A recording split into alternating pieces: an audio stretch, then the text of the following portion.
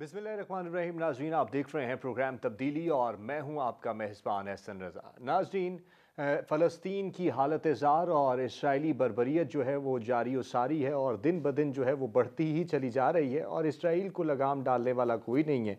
दूसरी जानिब मुस्लिम दुनिया के रवैये को हम देखें तो करारदादें बहुत सी हमें सामने नज़र आती हैं और मुस्लिम दुनिया जो है, आलम इस्लाम जो है वो करारदादों तक क्यों महदूद है। 7 अरब लीग भी हो गई, इस्लामी कॉन्फ्रेंस भी हो गई, नतीजा क्या निकला? एलामिया सामने आ गया। एलामिया कितनी अहमियत का हामिल है और गज़ा जंग बंदी की करारदाद कितनी अहमियत की हामिल है, होती है नहीं होती? कतर जो है वो सामने आ रहा है सालसी के तौर पर दोनों फरीक़ैन के माबैन किरदार अदा करने के लिए और मुमकिना निकात भी सामने आ गए कि यरगमालियों का तबादला किया जाए, गैर मुल्कियों के इनखला का अमल तेज़ किया जाए और इंसानी ज़रूरियात की चीज़ें जो हैं वो गज़ा तक पहुँचाई जाएँ। लेकिन क्या दोनों फरीक़ैन इस सालसी के किरदार पर भी रज़ामंद हैं या नहीं हैं? दूसरी जानिब अगर गज़ा में सूरत हाल देखी जाए तो दिन ब दिन हालात जो हैं वहाँ पर बहुत ज़्यादा ख़राब होते चले जा रहे हैं, वबाई अमराज भी वहाँ पर फूट रहे हैं और सूरत हाल जो है वो गंभीर होती जा रही है। और ब्लूमबर्ग की रिपोर्ट भी सामने आ गई, कहा गया कि अमेरिका जो है वो मज़ीद हथियार जो है इसराइल को सप्लाई करने जा रहा है और तादाद बढ़ाने की बात हो रही है। एक जानिब तो ये बात की जाती है, जंग बंदी की बात की जाती है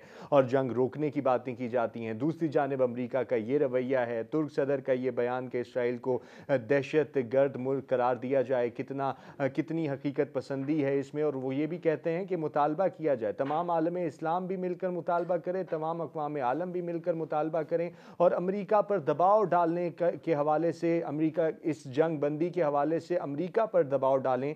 और ये जो बात की जा रही है कितनी हकीकत पसंदाना है। और फ़लस्तीन के हवाले से जो तुर्क सदर का बयान है, क्या आलम इस्लाम इसको उसी तरह से देखता है, उसी तरह से इसके ऊपर अमल करने के लिए तैयार है? इंसानी हकूक़ की पामालियों के हवाले से हमने बयानात तो बहुत सुने हैं, लेकिन इस सारी सूरत हाल में अगर देखा जाए तो हुकूमतों की सतह पर तो उस तरीके से हमें नज़र नहीं आते मामलात, लेकिन अगर अवामी सतह पर हम जाकर देखें तो दीगर मुल्कों में बहुत ज़्यादा इस हवाले से शदीद रद्द अमल सामने आया है इसराइल के रवैये के ऊपर, इसराइल के मामलात के ऊपर और जिस तरीके से इसराइली वज़ीर आज़म नेतन्याहू अपनी पॉलिसीज़ को लेकर चल रहे हैं, तो इसराइल में भी उनके खिलाफ मुज़ाहरे हो रहे हैं। तो क्या सूरत हाल बनती है इसी सारी सूरत हाल को लेकर? और हमास और इसराइल के दरमियान जो जंग चल रही है, इसमें ख़ात्मे का कोई इम्कान है और अगर है तो कितनी जल्द और कितनी देर तक ये मामलात चल सकते हैं? इस हवाले से आज के प्रोग्राम में बात करेंगे। तो अपने मौजूद मेहमानों का आपसे तारुफ़ करा दूँ तो जनाब सैयद मोहम्मद अली साहब हमारे साथ मौजूद हैं, माहिर बैनुल-अक़वामी अमूर हैं, और डॉक्टर शाज़िया साहिबा हमारे साथ मौजूद हैं, माहिर बैनुल-अक़वामी अमूर हैं। दोनों शख्सियात का बहुत शुक्रिया। सैयद मोहम्मद अली साहब, आपसे बात का आगाज़ करूँगा और तुर्क सदर के बयान से बल्कि बात का आगाज़ करता हूँ। इसराइल की जो फ़लस्तीन की सूरत हाल है और इसराइल की जारियत और बर्बरियत है, उसके ऊपर तो हम गाहे बगाहे प्रोग्राम्स कर रहे हैं, लेकिन आज की अपडेट यही है कि तुर्क सदर कहते हैं कि इसराइल को दहशतगर्द मुल्क करार दिया जाए और फ़लस्तीन में इंसानी हकूक़ की पामाली हो रही है। और आलमी दुनिया तुर्क सदर के इस मुतालबे के साथ आपको खड़ी हुई नज़र आती है? बहुत शुक्रिया जी। देखिए जी, ये जो इस वक्त जंग चल रही है हमास और इसराइल के दरमियान, इसको देखने के दो अंदाज हो सकते हैं। मैं क्विकली दो पहलुओं की जानिब निशानदेही कर दूं ताकि हम दोनों को हकीकत पसंदाना अंदाज में अहाता कर सकें। पहली बात तो ये है कि जनाब, ये जो जंग है, मैं समझता हूँ कि जो दूसरी जंग अजीम के बाद जो आलमी निज़ाम मार्ज़ वजूद में आया था, जिसके 3 सतून हैं: आलमी कवानीन, यूएन, यूनाइटेड नेशंस और यूएन चार्टर, जो कि वो कॉमन वैल्यूज हैं जिसको दुनिया की 193 रियासतों ने साइन किया हुआ है कि ये ह्यूमन राइट्स हैं, ये आलमी कवानीन है और ये इदारा है कि जब भी जंग होगी तो वो जंग बंद कराएगा। तो बुनियादी तौर पे ये तीनों चीजें जो हैं, अनफॉर्चुनेटली आपको नाकाम नजर आती हैं अपनी जिम्मेदारियां या तवक्कुआत जो है आलमी बरादरी की पूरी करने में। पहली बात तो ये है। दूसरी जानिब ये कि जो जुल्म सितम है वो बहुत ज़्यादा हो रहा है। आपने जिस तरह बताया 11,000 से ज़्यादा शहादतें हो चुकी हैं, ऑलमोस्ट 30,000 जो जी। है वो लोग ज़ख्मी हैं। और अभी मैं लेटेस्ट फिगर्स देख रहा था कि तकरीबन 2 लाख बिल्डिंग्स डैमेज्ड हैं, 50,000 जो स्ट्रक्चर्स हैं वो कंप्लीटली डिमोलिश्ड हैं। तो ये तो वहाँ पे सिचुएशन है इंसानियत की। दूसरी तरफ जो जंग की और सियासत की सिचुएशन है वो इससे कतई मुख्तलिफ है। मैं ये समझता हूँ कि इस जंग के हवाले से जो सिफारती कोशिशें हैं वो कमज़ोर भी हैं, और जो चेंजिंग वर्ल्ड ऑर्डर है जिसमें पोलराइजेशन है और जो आलमी ताकतों के लैक ऑफ कंसेंसस है उसको भी रिफ्लेक्ट करता है। और तीसरा पहलू ये है कि जो मुस्लिम ममालिक की जानिब से कंडेमनेशन है, करारदादें हैं, अफसोस का और तशवीश का इजहार है, वो मैं समझता हूँ एक मोरल प्रेशर तो इसराइल पे डालता है, अमेरिका पे डालता है, लेकिन हकीकी तौर पे जो दो सबसे important element of national power किसी रियासत के होते हैं कि माशी पाबंदियां आयद करना या दिफाई इमदाद दोनों मुताहरिब कुव्वतों को प्रोवाइड करना या डायरेक्टली जंग में शरीक होना, ये तीनों चीजें ना तो मैं इसके इम्कानात देखता हूं बदकिस्मती से हकीकत पसंदाना अंदाज में, और ना मैं समझता हूं कि इसका एहतिमाल है। अलबत्ता अगर ये जंग आगे फैलती है तो वो सिर्फ इस सूरत में हो सकता है कि जो दीगर जो हमदर्दी रखने वाले मुताहरिब ग्रुप है, जिस तरह हूती हैं या हिजबुल्लाह है या और तंजीमें, वो इस जंग में शाना बशाना शरीक हों, जिसके भी इम्कानात जो हैं वो इतने ज्यादा आपको इस वक्त नजर नहीं आ रहे। कुछ झड़पें तो चल रही हैं, लेकिन उनकी जो इंटेंसिटी है वो इतनी ज्यादा नहीं है कि वो इसराइल की क्या जो मिलिट्री ऑपरेशन गजा के खिलाफ चल रहा है उसको डिस्टर्ब या डाइवर्ट या डिस्टर्ब कर दे। तो इसलिए मैं समझता हूं कि बदकिस्मती से हमारी कंडेमनेशन, तवक्कुआत, दुख और आलमी बरादरी की नाकामी के बावजूद जंग के इसराइल में इसको एक अपॉर्चुनिटी में कन्वर्ट किया है कि हम जो नेतन्याहू साहब थे वो मकबूल लीडर नहीं है। आज जो ऑपोजिशन लीडर ने भी कहा है कि उनको हट जाना चाहिए, लेकिन बात दरअसल ये है कि वो इस जंग को अपने सियासी मकासद के लिए भी इस्तेमाल करेंगे कि जनाब देखें हमने 75 साल इन फलस्तीनियों को बर्दाश्त किया है, आज मैंने आधा गजा जो है फतह कर लिया है। तो वो एक फातेह गजा के तौर पे जब नेक्स्ट इलेक्शन में जाएंगे तो यकीनन उनको जो एंटी मुस्लिम और एंटी फलस्तीन का वोट यकीनन मिलेगा। से यानी आपको इसके बिहाइंड द सीन जो है सियासी मकासद भी नज़र आ रहे हैं। मैं इस पे आपका मौक़िफ़ मज़ीद लेता हूँ। डॉक्टर साहबा फरमाइएगा, हम तुर्क सदर के बयान को लेकर बात कर रहे हैं, आपसे मैं जानना चाहूँगा क्योंकि तुर्क सदर जो हैं और तुर्क कंट्री जो है वो उन्हीं लोगों में है जो इसराइल को तस्लीम भी करते हैं। दूसरी जानिब वो कहते हैं जी इसे दहशतगर्द मुल्क करार भी दिया जाए, और आज उन्होंने कहा कि तैयब उर्दवान साहब ने कहा कि इसराइली जारियत को रुकवाने के लिए इस्लामी ममालिक समेत और आलमी दुनिया जो है वो अमरीका पर दबाव डाले। तो ये और इसका मुतालबा भी उन्होंने पुरजोर तरीके से किया। तो ये मुतालबा जो है ये कितना आपको हकीकत पसंदाना लगता है और इसमें कितनी कामयाबी मिल सकती है अगर ऐसा हो भी जाता है? देखिए, किसी भी मुतालबा जो कि ताकतवर से किया जा रहा हो, अगर उसमें जोर ना हो तो उसकी वो कि सिर्फ एक मुतालबा ही रह जाता है, उसके यकीनी होने के कोई चांस नहीं होते।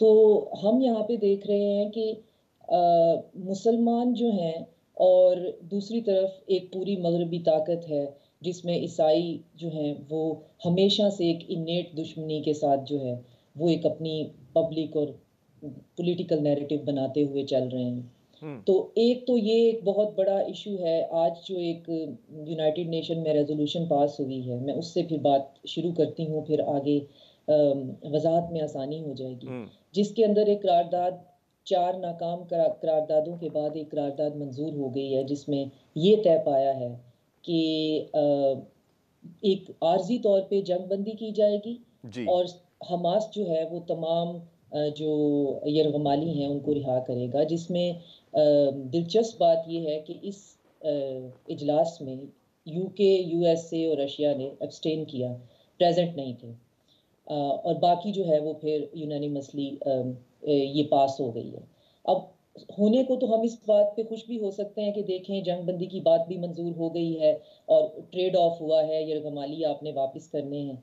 लेकिन अगर हम बारीकी से देखें तो ये दोनों बातें हमास के और फ़लस्तीनियों के खिलाफ जाती हैं। यरगमाली वो वापस कर देंगे और हतमी जंगबंदी का कोई मंसूबा नहीं है, वो आर्जी जंगबंदी है। आर्जी जंगबंदी किसी भी मसले का हल नहीं होती। आप दिन में कुछ घंटे जो हैं वो जंगबंदी करवा कर थोड़ा बहुत सामान जो है, जिन रास्तों को आप खुलवाने की बात कर रहे हैं, आप उस रास्ते से पहुंचवा देंगे, तो ये कोई मसले का हल नहीं है। और ये हमने देखा कि यूरोपियन यूनियन में अगर आप देख लें तो इनका स्टेट नैरेटिव टस से मस नहीं हो रहा। आज लेबर पार्टी जो है उसके अंदर, आज यूके के अंदर जो एक रेफरेंडम हुआ है वॉर को रोकने का, इसी गजा की वॉर को रोकने का, उसमें लेबर पार्टी में इतनी शदीद डिवीजन हो गई है बिटवीन मुस्लिम और नॉन मुस्लिम एमपीज कि उसकी मिसाल तारीख में नहीं मिलती है। तो मैं पॉइंट को लेके आना इस तरफ चाह रही हूँ कि अगर हम रिसेंटली एक और इंसिडेंट की तरफ देखें जो कि इंडिया में हुआ, मणिपुर में, जहाँ पे ईसाई अक्सरियत जो है उसको इंडियन गवर्नमेंट ने पर्च किया, उनके चर्चेस जलाए, तो आप यूरोपियन यूनियन का रिएक्शन आपने देखा होगा कि कितना स्ट्रॉन्ग था, किस तरह से उन्होंने फौरी और हतमी वहाँ पे प्रॉब्लम को कंट्रोल किया, सिचुएशन को कंट्राइव किया। वो जिस मसले को रोकना चाहते हैं वो रोक सकते हैं, लेकिन वही कश्मीर का मसला है, 70-75 साल से चल रहा है, उसकी तरफ कोई देखना भी पसंद नहीं करता है। और आज अगर फलस्तीन का मसला है तो और पब्लिक नैरेटिव चीख चीख के सड़कों पे कह रही है कि ये जो कुछ है ये बारबैरिज्म है, ये जेनोसाइड है, इसको रुकना चाहिए। स्टेट की जो इंटरनल डोमेस्टिक पॉलिटिक्स है उसके अंदर बेज़मीर और बाज़मीरों के दरमियान इतनी शदीद डिवीजन हो गई है कि समझ में नहीं आता कि अब इनकी डोमेस्टिक पॉलिटिक्स संभलेगी कैसे।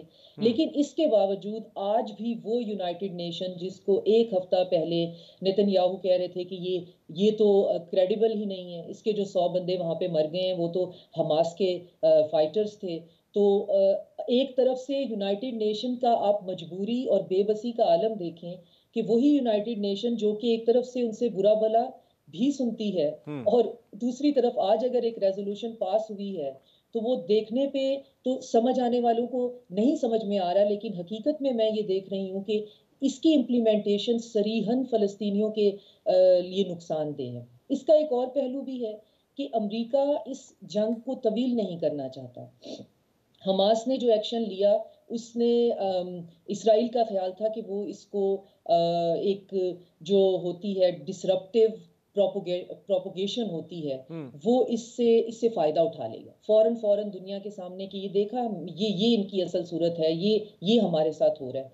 लेकिन जिस तरह से उसने रिएक्ट किया और साथ में अपने एलाइज को कहा कि हर चीज मेरे कंट्रोल में है, उसके रिएक्शन ने जो उनका नैरेटिव था उसको बैकफायर कर दिया, जिसको बराक ओबामा ने फिर एक स्पीच में कहा भी कि जो इसराइल कर रहा है वो बुरी तरह से बैकफायर कर जाएगा और कर रहा है। उनका ये ख्याल था कि ये हमें एक ऐसा इंसिडेंट मिल गया है जो कि हमारा फाइनल स्टेप है ग्रेटर इसराइल बनाने का। अब वेस्ट में ये खलबली मच गई है कि ग्रेटर इसराइल तो आप एक साइड पे रखें, इस कॉन्फ्लिक्ट का ऑर्गेनिक आउटकम सिवाय 2 स्टेट रेजोल्यूशन के और कोई नजर ही नहीं आ रहा है।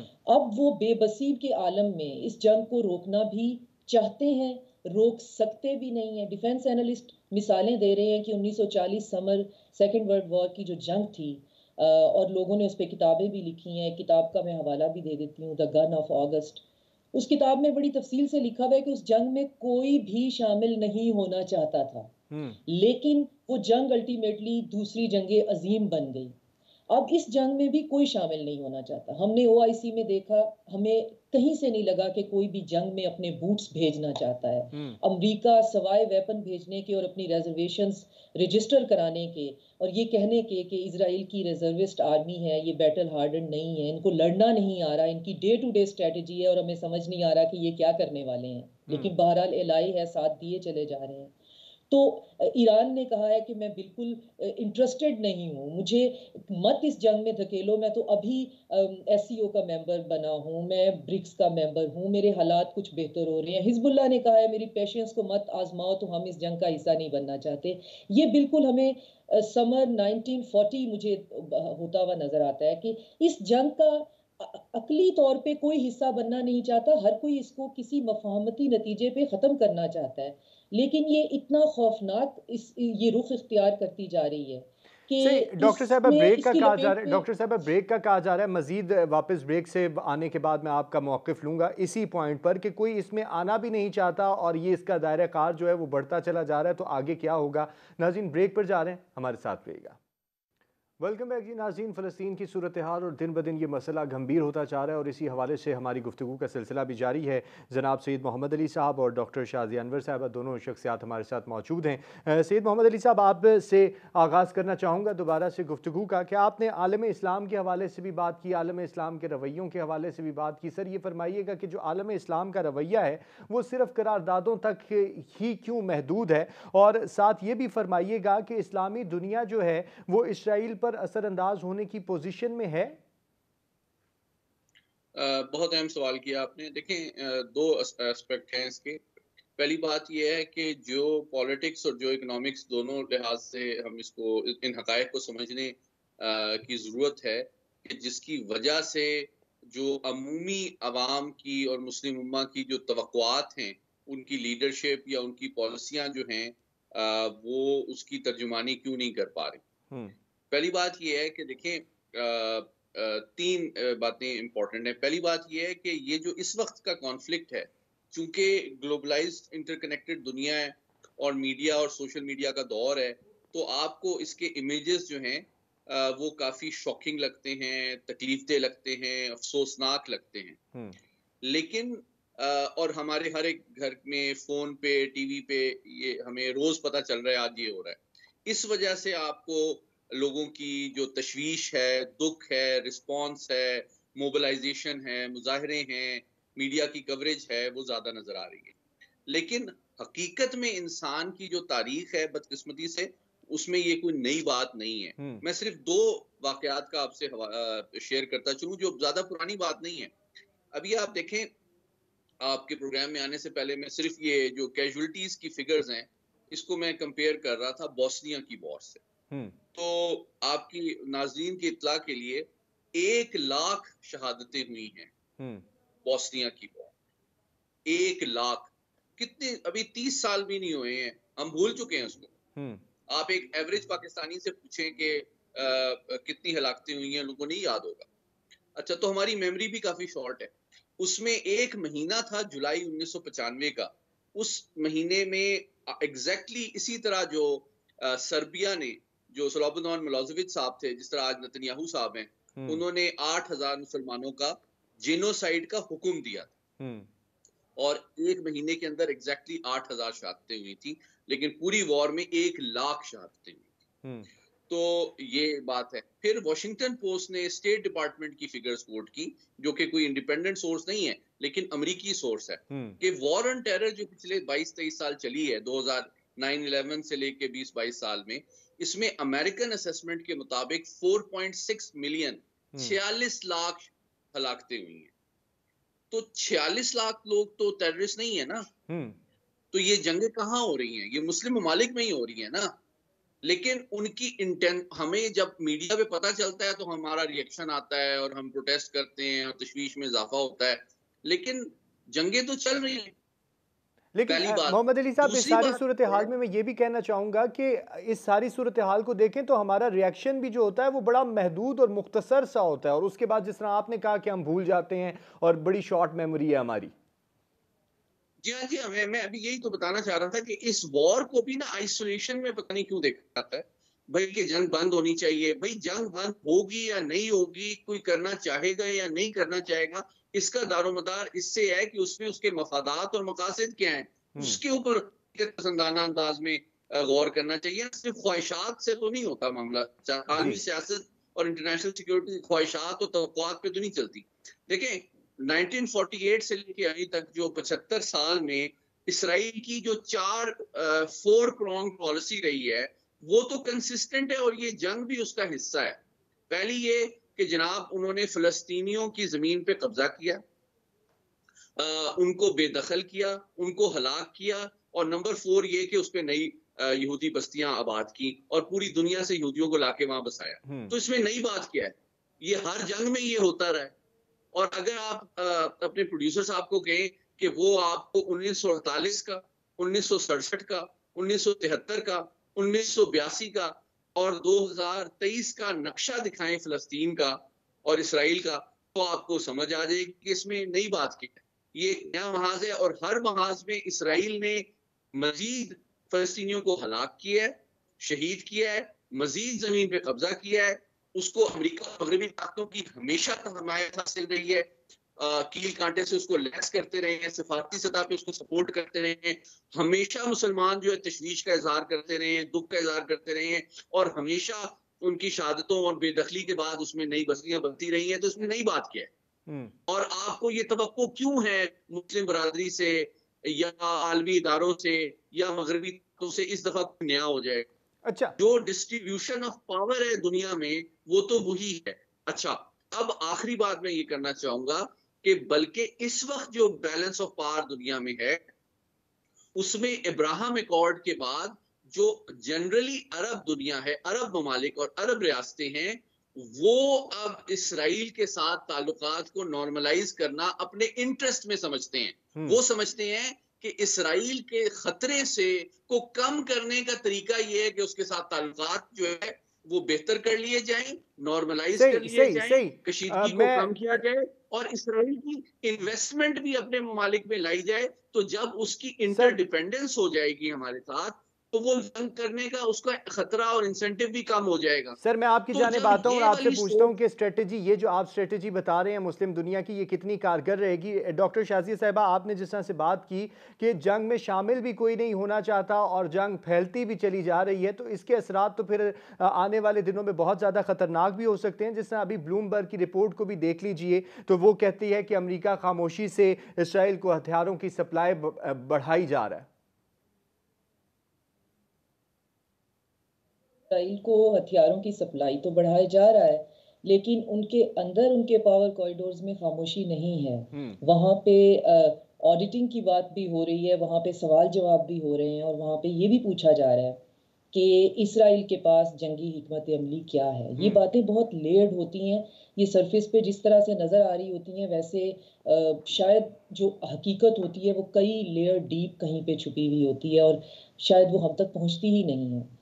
अमेरिका पिछले 25 साल से मिडल ईस्ट के अंदर नॉर्मलाइजेशन के प्रोसेस में लगा हुआ है। आपको याद होगा कि G20 में इंडिया, मिडल ईस्ट और यूरोपियन कॉरिडोर की बात हुई सिर्फ कागजी बात हुई, उस पर अभी तक काम जो है वो नहीं शुरू हुआ। इससे पहले भी चंद साल पहले ये बात हुई थी BRI को काउंटरवेट करने के लिए, और बाकायदा ये तय हुआ कि जी समुद्री और ज़मीनी रास्ते जो हैं वो मिलाए जाएंगे via India, middle east. Israel उसकी एक बहुत बड़ी जो है वो बीच में एक उसका हिस्सा होगा, और फिर यूरोप से उसको मिला दिया जाएगा।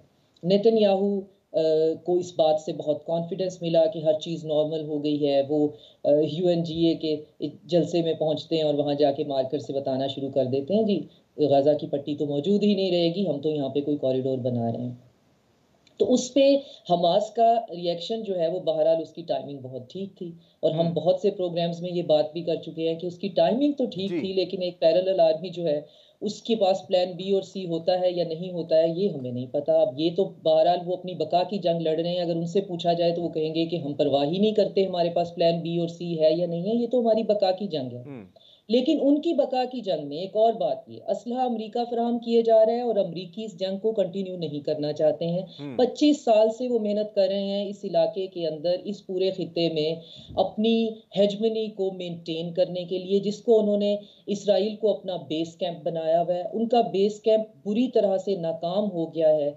एक आउटफिट के सामने एक वो स्टेट भी नहीं है, उसके सामने उनकी इंटेलिजेंस नाकाम हो गई है, उनकी मिलिट्री कैपेबिलिटी नाकाम हो गई है, और अब उनके पॉलिटिशियंस और उनके जनरल्स आंसरेबल हैं, वो गिल्टी फील कर रहे हैं और डे टू डे वॉर की स्ट्रेटजी बनाकर अंधाधुंध जेनोसाइड कर रहे हैं। अब दुनिया को ये भी नजर आ रहा है कि वक्ती तौर पे अगर हम साथ नहीं भी दे रहे हैं, तो हम तो माजी में बहुत से जेनोसाइड करते रहे हैं और अल्टीमेटली हमें उन्हें मानना ही पड़ा है। तो जेनोसाइड है, बंदे मर रहे हैं और बेगुनाह इंसान मर रहे हैं। हमास की क़यादत जो है वो मुल्क से बाहर है, फ़लस्तीन से बाहर है, मोस्ट प्रोबेबली कतर में है, और जो हमास के लड़ने वाले हैं वो टनल्स में हैं, और खुदा जाने वो टनल्स कहाँ हैं। तो सरफेस पे सिर्फ फ़लस्तीनी जो हैं वो हलाक हो रहे हैं। सही, अभी इस सरफेस की जो सूरत हाल है वो बड़ी मुख्तलिफ है। ब्रेक का कहा जा रहा है, डॉक्टर साहिबा ब्रेक पर जा रहे हैं, नाज़रीन हमारे साथ रहिएगा। वेलकम बैक जी नाज़रीन। इसराइल की बर्बरियत और जाहरियत और फ़लस्तीन की मज़लूमियत का जिक्र चला हुआ है और इसी के हवाले से हम बात कर रहे हैं कि मुमकिन इक़दाम क्या हो सकते हैं। और जंग का जो अहाता है वो दिन ब दिन फैलता चला जा रहा है और बढ़ती चली जा रही है। सूरत हाल जो है मज़ीद गंभीर होती जा रही है और जंग रोकने के जो इम्कानात हैं वो किस हद तक हैं, इस हवाले से गुफ्तगू का सिलसिला जारी है। जनाब सैयद मोहम्मद अली साहब, सर आपने अरब ममालिक के एटीट्यूड के हवाले से और स्ट्रेटजी के हवाले से बात की और आपने कहा कि उन्होंने इसराइल को तस्लीम करने और मामलात को मामूल पर लाने के लिए इसराइल के साथ ताल्लुकात को बढ़ाने की बात की। और ये तरकीब और ये जो स्ट्रेटजी है, ये हिकमत अमली है, कितनी कारगर है, या इसी हिकमत अमली के ऊपर इसराइल को शय मिलती है कि वो फ़लस्तीन के ऊपर अपने जुल्म को जारी रखे? देखें, मैं समझता हूँ कि अब्राहम एकॉर्ड जो है वो एक वाटरशेड इवेंट है मशरिक़ वस्ता की तारीख में। क्योंकि देखें उसमें उसकी जो लॉजिक है अरब ममालिक की जानिब से वो यही है कि बजाय ये कि हम डिफेंस पे इतना ज़्यादा खर्च करें because of our threat perception from Israel, हम जो है ताल्लुकात को नॉर्मलाइज कर दें, एक पीस प्रोसेस करें। और इसी तरह आपने देखा सऊदी अरब और ईरान के दरमियान भी चीन ने जो मुखासमत है उसको कम करने की कोशिश की। तो आपको ये नज़र आता है कि मैं समझता हूँ ये रियलाइजेशन किसी हद तक अरब ममालिक में आ रही है कि वेपन्स और कॉन्फ्लिक्ट में इन्वेस्ट करने के बजाय इंटरडिपेंडेंस और पीस और स्टेबिलिटी और सिक्योरिटी में इन्वेस्ट किया जाए। तो मैं ये समझता हूँ कि अब हमास को यही एहतमाल था कि अगर ये नॉर्मलाइजेशन के साथ-साथ ओवर्ट रिकॉग्निशन भी हो जाती, तो फिर मसला फ़लस्तीन हमेशा के लिए दब जाता। तो उन्होंने ये जो जंग की है, उसमें सबसे बड़ा मैं समझता हूँ उनका जो ऑब्जेक्टिव है, वो यही है कि मसला फ़लस्तीन ना सिर्फ़ आलमी सतह पे उजागर हो जाए, बल्कि वो पॉलिटिकली कॉस्टली हो जाए। पब्लिक परसेप्शन और स्ट्रीट सेंटिमेंट और अवाम की ख्वाहिशात के हवाले से अरब ममालिक के लिए इसराइल से ताल्लुकात को नॉर्मलाइज़ करना। और ये मैं समझता हूँ किसी हद तक उन्होंने बहुत ज़्यादा जानी और माली और मादी नुकसान उठा के किसी हद तक ये टेम्परेरीली शॉर्ट टर्म में ये ऑब्जेक्टिव अचीव कर लिया है। लेकिन दूसरा मोहम्मद एक अली बहुत साहब ये इंपॉर्टेंट फरमा ऑब्जेक्टिव दीजिएगा, जो है, साथ में ये भी फरमा दीजिएगा कि ये जो बात आप कर रहे हैं, क्या ये अवामी दबाव भी इतना कारगर है जितना कि हमें दिखने में लग रहा है, लेकिन इसराइल पर भी कोई असर नहीं हो रहा, सूरत हाल भी वैसी की वैसी है? जी, जी, मैं उसकी तरफ आता हूँ, लेकिन मैं एक उससे ज़्यादा अहम बात को एम्फसाइज़ करना इसलिए ज़रूरी समझता हूँ, जिसका डॉक्टर साहिबा ने भी हवाला दिया। देखिए, लार्जर जियो स्ट्रेटेजिक एनवायरनमेंट के लिहाज से देखें, तो वो जो आपको याद है भारत में जो G20 की साइडलाइन पे ऐलान हुआ था एक और कॉरिडोर का, जो कि एक अमेरिका की आशीर्वाद से भारत, मिडल ईस्ट, इसराइल से यूरोप जाना था, जिसका मकसद एक ऑल्टरनेटिव कॉरिडोर बनाना था, बीआरआई के मुकाबले पे खड़ा करना था। तो मैं समझता हूँ उसने भी किसी हद तक उन आलमी ताकतों को तशवीश में मुब्तला किया, जो कि नहीं चाहते कि बीआरआई या नॉर्थ साउथ कॉरिडोर के मुकाबले में कोई और कॉरिडोर इस खित्ते में आए। और मैं समझता हूँ कि चाहे वो तुर्की हो, चाहे वो इजिप्ट हो, चाहे चीन हो, चाहे रूस हो, ये ममालिक नहीं चाहते कि बीआरआई या नॉर्थ साउथ कॉरिडोर के मध्य मुकाबिल एक कॉरिडोर बने। और साथ ही साथ वो कंप्लीटली मिडिल ईस्ट को अमेरिकन स्फीयर ऑफ इन्फ्लुएंस नहीं बनने देखना चाहते। तो ये 2-3 जियोपॉलिटिकल रियलिटीज भी इंपॉर्टेंट हैं इस वॉर में। और मैं समझता हूँ शायद इसी वजह से हमास ने इतना बड़ा मतलब स्टेप उठाया इसराइल जैसी एटमी ताकत और इतनी बड़ी ताकत से जंग मोल लेके। लेकिन देखें, ये अलबत्ता एक क्विक कमेंट करके मैं बात कंप्लीट करूं कि जिस तरह मैडम ने भी कहा कि पॉलिटिकल कॉस्ट जो है ना, वो मगरबी ममालिक और जो हलीफ इत्तहादी हैं इसराइल के, उनकी बढ़ रही है मीडिया की वजह से और इंफॉर्मेशन की वजह से, क्योंकि they are looking bad before their own voters, their own people, their own media by supporting Israel. तो ये पॉलिटिकल कॉस्ट का उनको एहतमाल और इदराक, चाहे वो आप देखें फ्रांस हो, बरतानिया हो, अमेरिका हो, कनाडा हो, वहां पे अब पब्लिक सेंटिमेंट एक उनको नजर आ रहा है कि इसराइल के साथ इस जंग में खड़े रहना, उसको सपोर्ट करना हमारे लिए, हमारे सियासी मुस्तकबिल के लिए कॉस्टली है। तो उस कॉस्ट को कम करने के लिए वो बयानात कुछ ऐसे दे रहे हैं के थोड़ा सा बैलेंस करने की कोशिश है, फेस लेकिन सेविंग करने की हकीकत कोशिश की जा रही है। रियलिटी ये है कि वो इसराइल के शाना बशाना खड़े हैं और खड़े रहेंगे। सही। डॉक्टर साहिबा, आपसे बहुत ही मुख्तसर सा सवाल, क्योंकि आपने ग्रेटर इसराइल की बात की, तो ग्रेटर इसराइल का जो ख्वाब है इसराइल का, इस जंग की आड़ में कितना मुमकिन है?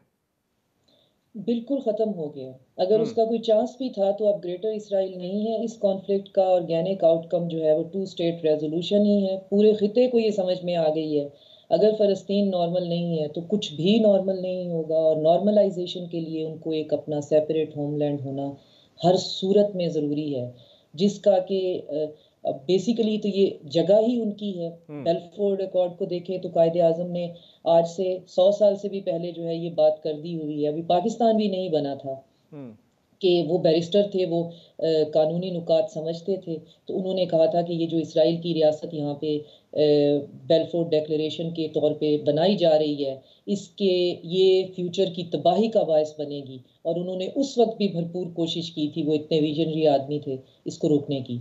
तो ये फ़लस्तीन की ही जगह है, यहाँ पे इसराइली आबादकार हैं, वो आबादकारी में अब इस हद तक आगे चले गए हैं कि वहाँ पे ग्रेटर इसराइल बनाना चाहते हैं। बना सकते थे इब्राहिम अकॉर्ड के बाद, और अगर सूरत हाल नॉर्मल चलती रहती, लेकिन अब कुछ भी वहाँ पे नॉर्मल नहीं है। और इतना एक चौथा या पांचवा जेनोसाइड हमारी हिस्ट्री जो है वो आंखों के सामने होता हुआ देख नहीं सकती है। So everybody wants to be on the right side of the history, और यही इसका ऑर्गेनिक आउटकम होगा। अच्छा डॉक्टर साहब, मुफाहमत की कोई उम्मीद? मफाहमत की उम्मीद जो है वो पैरेलल आर्मीज जो होती हैं, वो देखने में लग रहा होता है कि अकेले में काम कर रही हैं, उनके पीछे भी स्टेट्स होती हैं। तो हमारे नाजरीन को ये भी तसल्ली दे दें कि अगर किसी के दिमाग में कोई गिला शिकवा है कि वहाँ पे कोई सपोर्ट नहीं है, तो हमास अकेले ऐसे हवा में कुछ भी नहीं हो रहा होता, या हिजबुल्लाह है या होतीज़ हैं, ये हमेशा इसीलिए इनको पैरेलल आर्मीज कहते हैं कि इनके बैक पे सपोर्ट बहरहाल मौजूद होती है। तो वो वहाँ पे सपोर्ट मौजूद है, और मफाहमत की नहीं जा सकती है। मफाहमत टेम्पररी करने के नतीजे में भी यही होगा कि पूरा खिता जो है वो इसी चीज़ की लपेट में रहेगा, क्योंकि हो गज़ा जो है वो एक ओपन एयर प्रिजन है जिसके इर्द गिर्द बार्ब वायर है।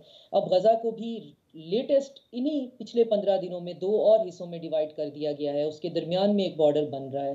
गज़ा के लोगों के पास ग्रीन आईडी कार्ड होता है, वेस्ट बैंक पे ब्लू आईडी कार्ड होता है। वेस्ट बैंक एक अलग प्रिजन है, गज़ा का बंदा वेस्ट बैंक में नहीं जा सकता, वेस्ट बैंक का बंदा गज़ा की इलाके में नहीं जा सकता। दरमियान में चेक पोस्ट हैं, और ऐसे है जैसे वो एक कंसंट्रेशन कैंप में रह रहे हैं, जिसके बारे में ज्यूस कह रहे हैं कि हमें समझ में नहीं आता कि जो हमारे साथ हुआ अब वही हमारे नाम पे दूसरों के साथ कैसे किया जा रहा है। तो ये लंबे अरसे तक चल नहीं सकता है। चलाने वाले इसको चलाना चाहते हैं, पर ये चल नहीं सकता, नेचुरली ऐसा हो नहीं सकता। चीजों ने रीबूट होना होता है। आप 2 मिलियन लोगों को बार्ब्ड वायर के अंदर सेक्शंस में डिवाइड सही। डॉक्टर करके साहब, उनको प्रोग्राम का वक्त खत्म हो गया। माजरत के साथ आइंदा आने वाले प्रोग्रामों में मजीद हम इसी के हवाले से गुफ्तगू को जारी रखेंगे। नाज़रीन, अपना बहुत सारा ख्याल रखिएगा। मुझे दीजिए इजाज़त। अल्लाह हाफ़िज़।